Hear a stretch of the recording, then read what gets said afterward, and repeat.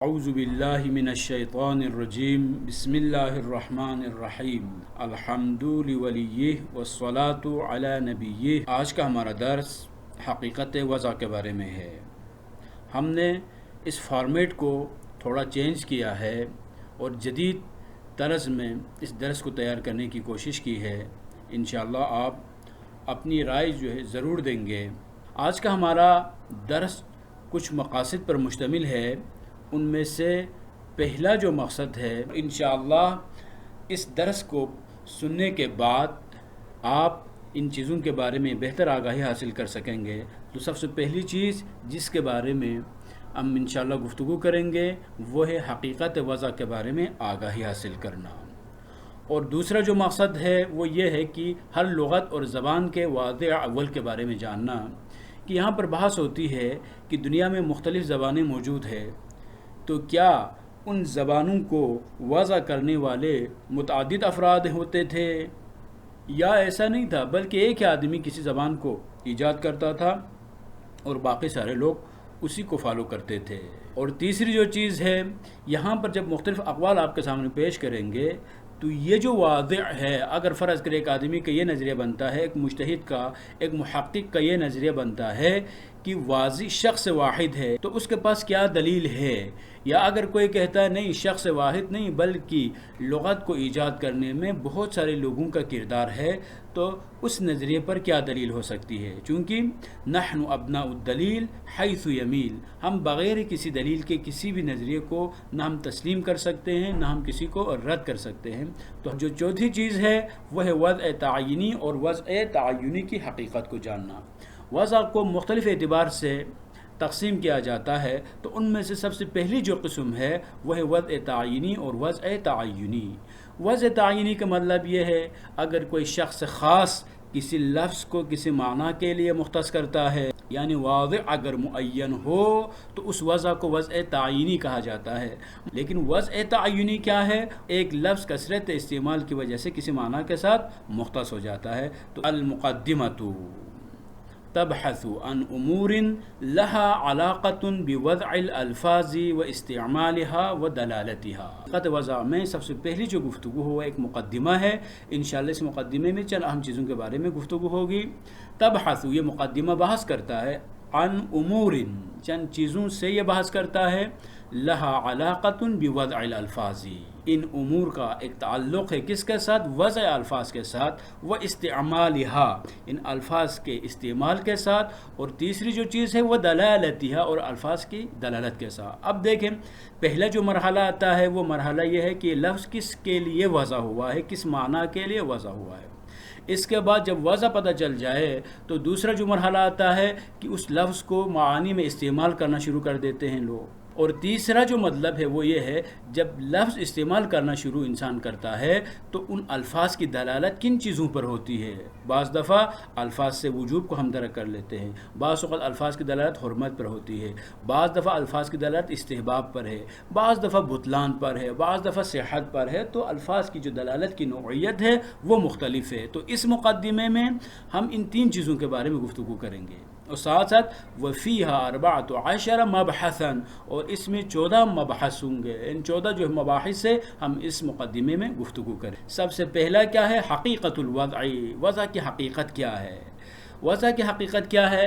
اس میں مطلب یہ ہے کہ جب بھی کوئی لفظ کسی کی طرف سے جعل ہوتا ہے تو وہ لفظ کسی معنی پر دلالت کرتا ہے۔ تو اب ایک سوال جو ذہن میں آتا ہے وہ سوال یہ ہے، کیا لفظ کی جو دلالت ہے معنی پر وہ ذاتی ہے یا نہیں ہے؟ یہ ذاتی جو ہے اس کو سمجھنے کے لیے منطق پڑھنا ضروری ہے۔ یہاں پر ایک چھوٹی سی مثال دی ہے، مثلا انسان جب دعائیں دیکھتا ہے تو دعائیں کو دیکھ کر اس کا ذہن چلا جاتا ہے کس کی طرف؟ آگ کی طرف چلا جاتا ہے۔ تو اب یہ فرق نہیں کرتا کہ یہ دعائیں جو بھی دیکھے گا، جب دعائیں دیکھتا ہے تو فوراً اس کا ذہن چلا جاتا ہے کس کی طرف؟ اس آگ کی طرف ذہن چلا جاتا ہے۔ تو یہ جو دخان کی جو دلالت ہے، دعائیں ہے، اس کی جو دلالت ہے وجود نار پر، آگ کے موجود ہونے پر، یہ ذاتی ہے۔ اس لیے یہاں پر کسی کو سکھانے کی ضرورت نہیں ہے، خود بہت ذہن میں یہ بات آ جاتی ہے۔ یا نہیں، لفظ کی جو دلالت ہے معنی پر وہ ذاتی نہیں ہے، بلکہ کس وجہ سے لفظ معنی پر جو دلالت کرتا ہے کسی واضح کے وضع کرنے کی وجہ سے، چونکہ لوگوں نے الفاظ کو معانی کے لیے وضع کیا ہے، اس وجہ سے لفظ کو سنتے ہی معنی ذہن میں آتا ہے۔ دعا اور آنکھ میں جو نسبت ہے اس نسبت کی طرح نہیں ہے۔ یہ دو نظریے ہمارے پاس موجود۔ صاحب کتاب رضوان اللہ تعالی علیہ فرماتے ہیں یہاں پر الفاظ کی جو دلالت ہے معانی پر وہ ذاتی نہیں ہے۔ یہاں جو ریڈ لائن جو کیا ہے، اس کو ہائی لائٹ جو کیا ہے، وہ اہم مطالب جو کی پوائنٹس ہے اس کو واضح کرنے کے لیے ہم نے تھوڑا سا اس کو ڈیفرنٹ کیا ہے۔ تو صاحب کتاب رحمۃ اللہ علیہ کا یہ نظریہ ہے کہ الفاظ کی دلالت معانی پر ذاتی نہیں ہے بلکہ واضح کے وضع کی وجہ سے۔ اب کیا دلیل پیش کرتے ہیں؟ دلیل یہ ہے اگر الفاظ کی دلالت معانی پر ذاتی ہوتی تو ہر بشر یعنی ہر انسان ہر زبان کو سمجھ لیتا، کسی بھی انسان کے لیے دوسری زبان کو سیکھنے میں دقت پیش نہ آتی۔ چونکہ ایسا ہوتا نہیں ہے بس یہ نہ ہونا دلیل ہے۔ یہ جو لفظ کی دلالت ہے معنی پر یہ ذاتی نہیں ہے۔ لا شک ان دلالت الالفاظ علی معانیہا، اس میں کوئی شک نہیں ہے کہ الفاظ کی دلالت ان الفاظ کے معانی پر فی ایت لغت کانت، جس بھی لغت میں ہو، اب فرق نہیں کرتا وہ اردو ہو، وہ انگلش ہے، عربی ہے، فارسی ہے، لیست ذاتیتاً، یہ دلالت جو ہے وہ ذاتی نہیں ہے۔ کذاتیتی دلالت الدخان، مثلا دخان کی جو دلالت ذاتی ہے مثلا علی وجود النار پر۔ وَإِن تَوَهَّمَ ذَلِكَ بَعْضُهُمْ، اگرچہ بعض لوگوں نے ایسا توہم کیا ہے، بعض لوگوں کو یہ شبہ پیدا ہوا ہے، انہوں نے یہ خیال کیا ہے کہ الفاظ کی جو دلالت ہے وہ معنی پر ذاتی ہے۔ لِأَنَّ لَازِمَ هَذَا الزَّعْمِ، اس گمان کا جو لازم ہے وہ کیا ہے؟ أَن يَشْتَرِكَ جَمِيعُ الْبَشَرِ فِي هَذِهِ الدَّلَالَةِ، کہ تمام کے تمام بشر اس لفظ کی دلالت میں شریک ہو جائیں، یعنی ہر بندہ جب بھی کوئی لفظ بولیں تو وہ سمجھنا شروع کرے۔ ان الفارسی مثلا لا يفهم الالفاظ العربیة ولا غیرها من دون تعلم، جبکہ فارسی بولنے والے اسی طرح سے باقی دیگر زبان بولنے والے بھی سب میں ہی سیم سچویشن ہے۔ لا يفهم الالفاظ العربیة، فارسی بولنے والے عربی کو نہیں سمجھتے، نہ کوئی اور زبان ان کی سمجھ میں آتی ہے، لیکن من دون تعلم، وہ بغیر تعلم کے ہو تو، یعنی اگر کہیں سے لرننگ انہوں نے نہیں کی ہے، کہیں سے زبان سیکھی نہیں ہے، تو پھر ایسے ہی ان کے ذہن میں وہ زبان آتی نہیں ہے۔ ذالک العکس فی جمیع اللغات، اسی طرح سے تمام تر لغات میں یہ صورتحال ہے۔ وعلیہ، پس جب ہم نے کہا کہ اگر لفظ کی دلالت ذاتی ہوتی تو ہر شخص ہر زبان کو سمجھتا، جبکہ ایسا ہوتا نہیں ہے۔ وعلیہ فلیست دلالت الالفاظ علی معانیہا، پس الفاظ کی جو دلالت ہے معانی پر وہ نہیں ہے الا بالجعل والتخصیص من واضع تلک الالفاظ لمعانیہا، بس اگر الفاظ معانی پر دلالت کرتے ہیں تو جعل کی وجہ سے ہے، تخصیص کی وجہ سے ہے۔ لذا تدخل الدلالة اللفظیة هذه في الدلالة الوضعیة، اسی وجہ سے دلالت لفظیہ، یہ بھی کیا ہے؟ دلالت لفظیہ ہے، چونکہ دلالت کی مختلف قسمیں موجود ہیں، دلالت لفظیہ ہے، دلالت عقلیہ ہے، دلالت طبیعیہ ہے، دلالت تابعیہ ہے، تو مختلف قسم کی دلالت موجود ہے۔ تو یہاں جو یہ دلالت ہے دلالت لفظیہ ہے، چونکہ لفظ ہماری گفتگو اور لفظ کے بارے میں گفتگو ہم کر رہے ہیں، تو یہ جو دلالت لفظیہ ہے یہ دلالت وضعیہ میں شامل ہے۔ اب اس کے بعد من الواضع، واضح کون ہے؟ اب ہم نے کہا کہ لفظ کی جو دلالت ہے معنی پر وہ جعل و تخصیص کی وجہ سے، تو وہ جاعل کون ہے؟ وہ واضح کون ہے کہ جس نے ایک لفظ کو کسی معنی کے لیے وضع کیا ہے؟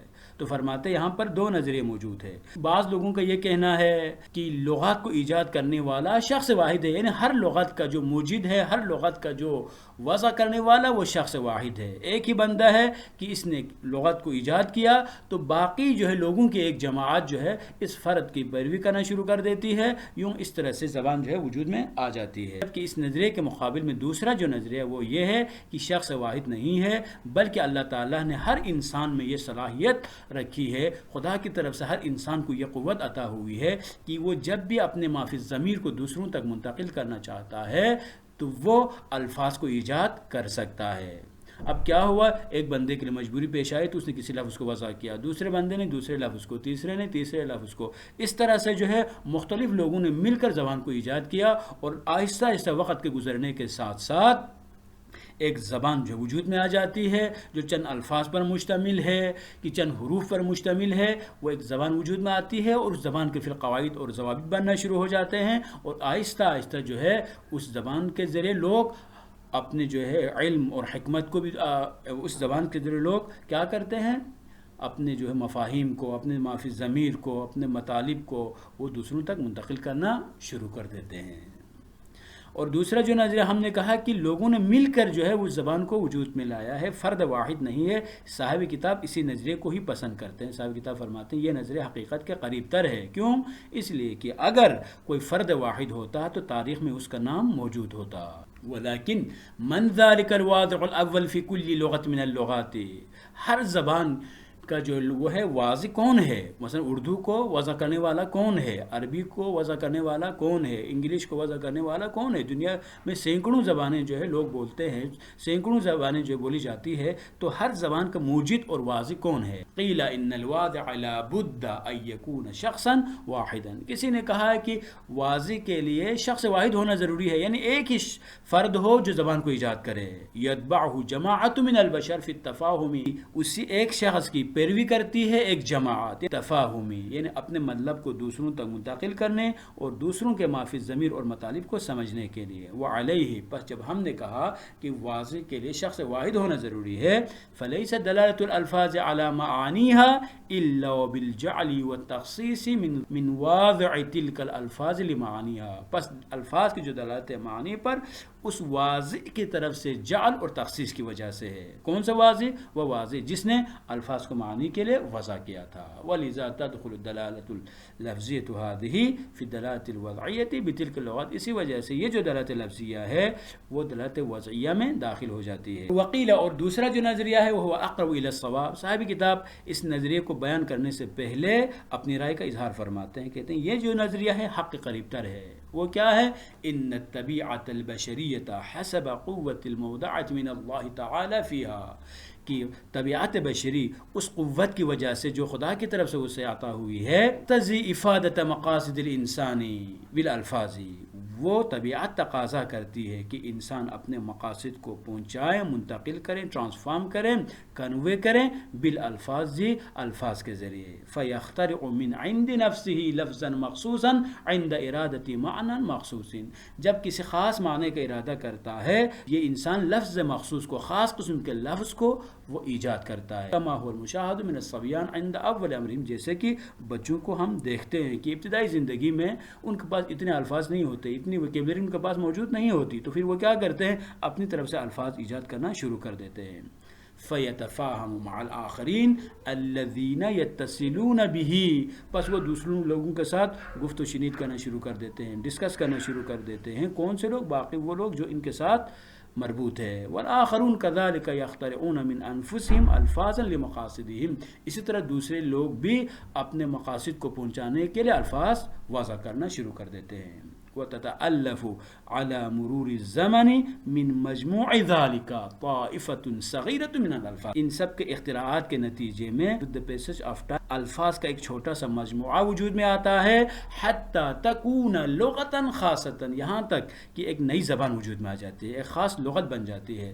لہا قواعدها، اس لغت کے لیے، اس زبان کے لیے قواعد وجود میں آتے ہیں۔ یتفاہم بها قوم من البشر، بشر کی ایک جماعت، ایک قوم اس زبان کو پھر سمجھنا شروع کر دیتی ہے، وہ قوم اس زبان کو استعمال کرتی ہے اور اپنے مقاصد کو دوسروں تک پہنچاتی ہے اور دوسروں کے مفاہیم اور مقاصد کو سمجھنا شروع کر دیتی ہے۔ وَهَذِهِ اللُّغَةُ قَدْ تَتَشَعَّبُ بَيْنَ أَقْوَامٍ مُتَبَاعِدَةٍ، اور بعض اوقات ایسا بھی ہوتا ہے کہ یہ جو زبان جو وجود میں آ گئی تھی کسی خاص جگہ پر، اب یہ زبان مختلف دور دراز رہنے والی قوموں تک پہنچنا شروع ہو جاتی ہے۔ وَتَتَطَوَّرُ عِنْدَ كُلِّ قَوْمٍ بِمَا يَحْدُثُ فِيهَا مِنَ التَّغْيِّرِ وَالزِّيَادَةِ، تو چونکہ دور دراز بیٹھے ہوئے ہوتے ہیں لوگ، اس وجہ سے اضافے کی وجہ، تغیر اور ایڈیشن کے نتیجے میں یہ زبان پھر ترقی کرنا شروع کر دیتی ہے، چونکہ نئے نئے جو ہے مطالب لوگوں کے ذہن میں آنا شروع ہو جاتے ہیں، اور اس وجہ سے کیا کرتے ہیں کہ وہ نئے نئے الفاظ کو ایجاد کرنا شروع کر دیتے ہیں۔ بعض اوقات ہو سکتا ہے کہ لفظ وہی ہو، ادائیگی میں اختلاف پیدا ہو، بعض اوقات ہو سکتا ہے کہ لفظ کسی جگہ پر کسی معنی میں استعمال ہو، وہی لفظ کسی دوسری جگہ پر دوسرے معنی میں استعمال ہو، ایسا بھی ہو سکتا ہے، یعنی اس طرح سے زبان ترقی کرنا شروع کر دیتی ہے۔ حتی قد تنبثق منها لغات اخرى، یہاں تک اس زبان سے نئی نئی زبانیں وجود میں آنا شروع ہو جاتی ہے، جیسے کہ اردو زبان ہے، اسی کے بارے میں معروف اور مشہور ہے کہ یہ مختلف زبانوں کا ایک مجموعہ ہے۔ فَيَصْبَحُ لِكُلِّ جَمَاعَةٍ لُغَتُهُمُ الْخَاصَّةُ، پھر ہر جماعت کے لیے ایک نئی زبان بن جاتی ہے، وہ زبان اسی جماعت کے ساتھ مخصوص ہو جاتی ہے۔ وعلیہ، پس جب ہم نے اس نظریے کو اختیار کیا تو تکون حقیقت الوضع هو جعل اللفظ بإزاء المعنى وتخصيصه به، پس وضع کی حقیقت واضح ہو جاتی ہے۔ حقیقت وضع یہ ہے کہ لفظ کو کسی معنی کے لیے وضع کرے، لفظ کو کسی معنی کے مقابل میں قرار دے دیں، وہ تخصیص ہو، اور لفظ کو مختص قرار دے دیں بھی اس معنی کے ساتھ۔ اب یہاں پر یہ نظریہ صاحب کتاب نے پیش کیا تو ہم یہ پوچھ سکتے ہیں کہ آپ نے قول دوم کو اقرب الی الحق قرار دے دیا تو آپ کے پاس وہ کون سی دلیل ہے؟ چونکہ ہم بغیر کسی دلیل کے کسی نظریے کو اختیار نہیں کر سکتے، تو فرماتے ہیں وَمِمَّا يَدُلُّ عَلَى اختیار القول الثانی فی الواضع، واضع میں قول ثانی کو اختیار کرنے پر جو چیز دلیل دلالت کر رہی ہے، جو چیز دلالت کر رہی ہے، جو دلیل دلالت کر رہی ہے، وہ کیا ہے؟ انہ لو کان الواضع شخصا واحدا، فرماتے ہیں کہ اگر واضع شخص واحد ہوتا تو تاریخ میں اس کا نام کو نقل کیا جاتا، لنقل ذلك فی تاریخ اللغات، اردو زبان میں اگر کوئی فرد واحد ہو تو اردو لغت والے، اردو بولنے والے لوگ اس واضع کو جانتے ہیں، انگلش والے انگلش زبان کی جو موجود ہے اور واضح ہے اس کو وہ جانتے ہیں۔ اگر کوئی ایسا ہوتا یعنی کوئی شخص واحد ہوتا تو یہاں پر اس کے نام کو چھپانے کی کوئی وجہ نہیں تھی، چونکہ یہ مسئلہ اعتقادی نہیں ہے۔ تیسرا جو مطلب ہے وضع تعینی اور وضع تعینی، جب ہم نے کہہ دیا حقیقت وضع یہ ہے کہ لفظ کو کسی معنی کے لیے وضع کریں، لفظ کو کسی معنی کے لیے جعل کریں اور لفظ کو کسی معنی کے ساتھ مختص کریں، تو یہ اختصاص کہاں سے وجود میں آتا ہے؟ یا تو کثرت استعمال کی وجہ سے ایک لفظ کسی معنی میں اتنا زیادہ استعمال ہونا شروع ہو جاتا ہے کہ بعد میں کیا ہوتا ہے کہ جب بھی وہی لفظ بولا جاتا ہے تو وہی معنی ذہن میں آ جاتا ہے، بغیر ایک قرینے کے جب بھی وہ لفظ بولا جاتا ہے تو لوگ اس سے وہی معنی سمجھتے ہیں کہ جس معنی میں یہ لفظ مشہور ہے۔ یا اس کو کہتے ہیں وضع تعینی، یا یہ ہے نہیں کوئی خاص واضع ہے، کسی خاص بندے نے کسی لفظ کو کسی معنی کے لیے وضع کیا ہے، پس اس کے خاص بندے کے وضع کی وجہ سے واضع معین اور مشخص کی وجہ سے اس لفظ سے اس معنی کو سمجھنا لوگ شروع کر دیتے ہیں۔ اگر واضع خاص ہو تو تعینی، اگر کثرت استعمال کی وجہ سے ہو تو وضع تعینی کہا جاتا ہے۔ ثم ان دلالة الالفاظ على معانیها الاصل فيها ان تكون ناشئة من الجعل والتخصيص، الفاظ کی جو دلالت ہے معانی پر، اس میں اصل یہی ہے کہ یہ جو دلالت ہے یہ دلالت وجود میں آئی ہے جعل اور تخصیص کی وجہ سے۔ وَيُسَمَّى الْوَضْعُ حِينَئِذٍ تَعْيِينِيًّا، اس وقت اس وضع کو وضع تعینی کہا جاتا ہے۔ وَقَدْ تَنْشَأُ الدَّلَالَةُ مِنْ اخْتِصَاصِ اللَّفْظِ، اور بس وقت دلالت وجود میں آتی ہے کس سے؟ لفظ کے معنی کے ساتھ مختص ہونے سے۔